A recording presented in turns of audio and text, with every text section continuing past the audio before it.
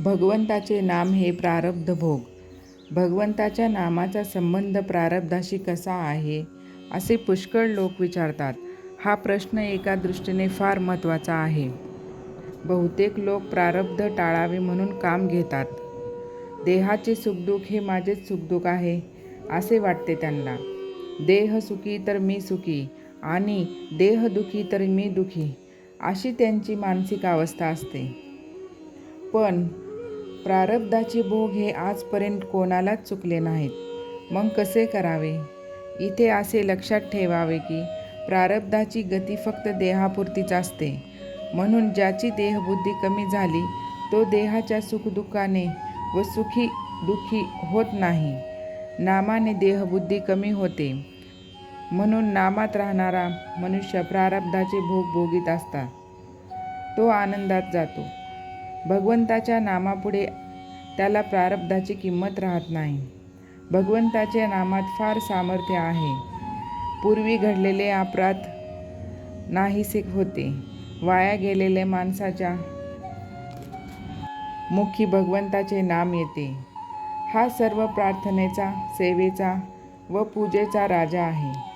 आनंदमय अशा भगवंताचे सानिध्य नामाने लाभते आणि त्याची कृपा व्हायला वेळ लागत नाही.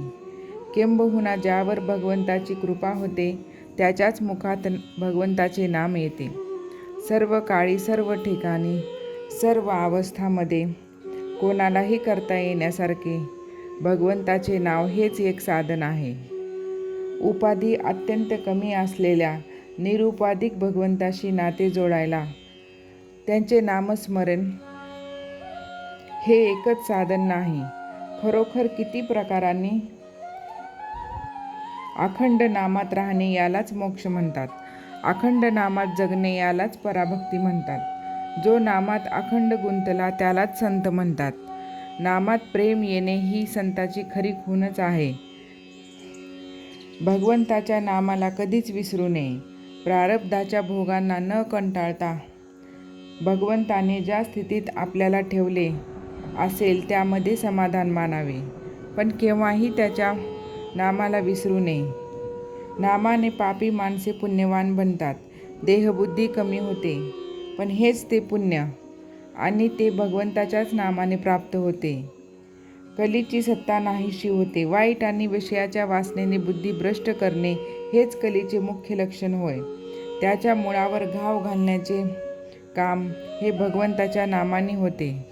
म्हणून नामधारकाला कलीची बाधा नाही आणि प्रारब्धाची क्षिती नाही.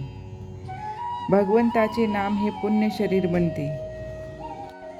ज्याच्या अंतरात नाम असते तेथे भगवंताला यावे लागते. त्यांच्या शरीरात सत्वगुणाची वाढ होते आणि तो पुण्यवान बनतो. देह प्रारब्धावर टाकून आणि आपण त्याहून निराळे राहून जे होईल त्यात आनंद मानावा. भोग प्रारब्धाने येतात असे म्हणण्यापेक्षा ते भगवंताच्या इच्छेने येतात असे म्हटले तरच समाधान मिळते.